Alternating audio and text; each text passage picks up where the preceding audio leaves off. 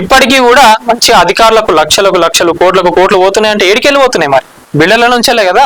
ఆయన మళ్ళీ వీళ్ళు ఏం చేస్తారు, వీళ్ళు పోయేటి అని పోతానే ఉన్నాయి, అన్ని సక్రమంగానే ఉన్నాయి కానీ రియల్ ఎస్టేట్ పడిపోయింది, బిల్డింగ్లు ఏం పోతలేవు అని చెప్పి ఫేక్ న్యూస్ ప్రచారం చేస్తున్నారు. వీళ్ళపైన కూడా ఎప్పుడు స్ట్రిక్ట్ యాక్షన్ తీసుకోవడం జరుగుతుంది. ఆల్రెడీ హైడ్రా వచ్చినాక జర అందరు నోర్లపైన ఏళ్ళు వేసుకున్నారు.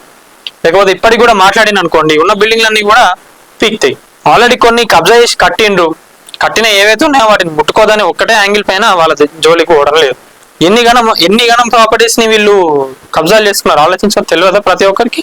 పార్క్ ల్యాండ్స్ ఉండవాడ, చెరువులు ఉండవు, ఏముండవు, అన్నిటిని కూడా కబ్జాలు చేసేసుకొని కడుతున్నారు.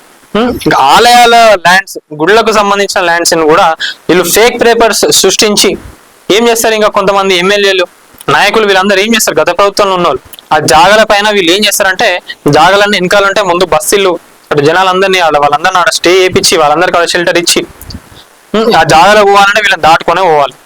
వీళ్ళని దాటుకొని పోవాలంటే వీళ్ళందరినీ అక్కడి నుంచి తీసేయాలి కదా, వాళ్ళని తీసేస్తే అదొక లొల్లి. సో ఇక వీళ్ళతో ఇలా లొల్లులు సృష్టించి అక్కడ ఎవరిని కూడా పేదలందరికీ కడుపు కోరుతున్నారు అదే అని చెప్పి సృష్టిస్తున్నారు వీళ్ళు.